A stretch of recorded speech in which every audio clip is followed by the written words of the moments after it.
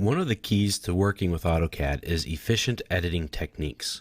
One way to quickly modify an object is through grips and grip editing. You can drag grips to perform any stretch, move, rotate, scale, mirror, or various other different types of operations. Grips are small, solid-filled squares colored blue that are displayed at strategic points on an object that you've selected. So if I select this arc, these blue squares are its grips. When grips are turned on, you can select the objects that you want to manipulate before entering a command. So meaning you don't start a command, then turn on grips. You just turn on the grips by selecting the objects. Very simple. Once selected, you can use the grips to manipulate the objects with your cursor very easily. So to use a grip, you just find one, pick it, and then you can move things around. I'm going to turn off the ortho command so we can see things a little bit better. See, as I move this around, I'm stretching this endpoint. So it does the exact same thing as a stretch command. As you can see, these two grips, which are based on the endpoint and midpoint of this arc, stay where they're at. Nothing else has changed. The only other thing that is changing, though, is the center of my arc. You can see how my radius is changing, and AutoCAD's telling me what's being changed on it. I just pick a new point, and there we go. Now the midpoint will allow me to move it by keeping the endpoints. This endpoint's the same as the other one, and the center grip just means I can move the object. Now you can see here, when I hover over this grip, I don't pick it, I get two options, stretch and radius. Well, the stretch is that moving thing that I did before, and radius allows me to change the radius based on the midpoint and the center point. Those will be held, so our endpoints are going to move. So I can just type in the new radius of whatever I want it to be. Say 6 feet.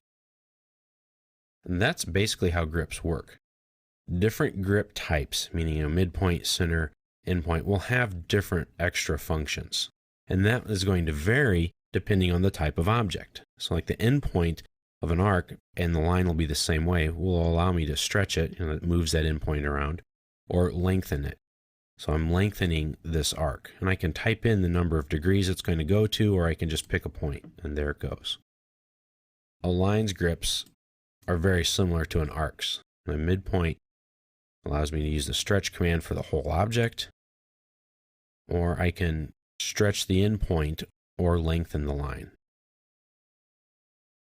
That's a great way to quickly make a line longer or shorter, or to even move it. And I don't need any commands to do that. Just select your objects, and you can pick more than one, though the only thing changed is going to be the grip that you're selecting. But what you can do is hot grip something.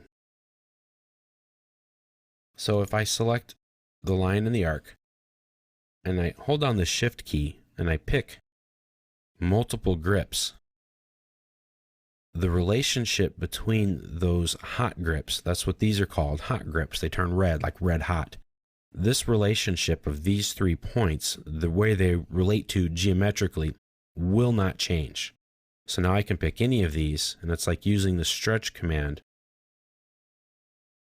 And those 3 points will always remain at the same geometric relationship. So I can hot grip this endpoint and this midpoint, and now those 2 points stay the same, but the endpoints on my arc and the other endpoint of the line will move. Let's take a look at some other types of grips. If we have a circle, there are no endpoints involved in this, like with the line and arc, but it does have grips that you can use. The center point is just a move, so that'll move your circle around. The quadrant grips will allow you to change the radius or the diameter of your circle. So you can just type in what you want it to be. So right now, it's at about 5 feet. So now we can change it by typing in 3 feet. And now it's 3 feet. Now, most of the grips, like that are on the endpoints, are stretch. It's just like a stretch command. You pick it and you move it somewhere else. For example, if I use the stretch command, select the end of that line, see, it's the same thing.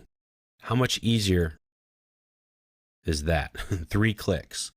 That's why grips are efficient, and that's why they help you do the exact same thing, but in a quicker and better way. Now, you can also move with grips. As you saw earlier, a lot of those are the midpoint or the centers. I can also select multiple grips here, and then hot grip them. And now I'm moving these 2 items together. But you also have to keep in account of what those grips do. So in this case, I'm changing the radius and the line at the same time. Now there are some other things that you can do with grips. So if I select an object, hot grip it, press the space bar, I can do a couple of different things. I can use the move, press the space bar again. Now I can rotate, space bar again, and it's a scale option. Space bar again, I can mirror the item, and space bar again is a stretch. So let me show you that one more time. If I draw a polyline, and it's an odd shape, press enter. I select it, and I grip something.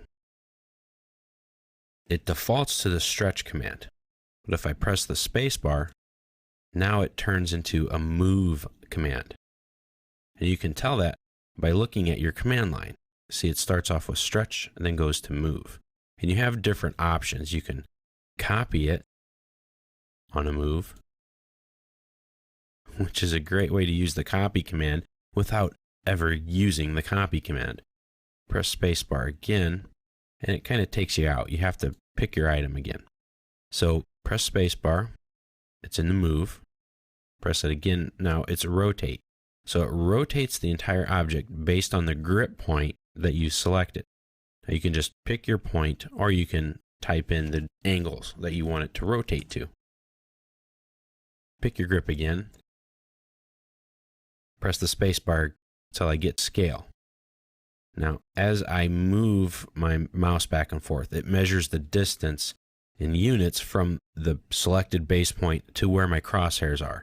Now I'm at 5 feet 6 inches away, so that's 66 units. So I'm scaling this object by 66 units. Now I can move my mouse around, or I can just say 2 and make it twice as big. So if I pick my point one more time, keep pressing the space bar until I get to where I want, now I can mirror my object. And those are how you use grip edits.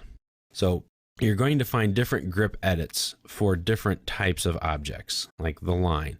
When you do, hover over the grip and you'll get this other box that will show you some extra features you can use. Or you can just pick it and start stretching. That's the default functionality. And remember, press the space bar, and that will toggle you through the list of options that you have available to you when you grip edit in grip edit mode on your object.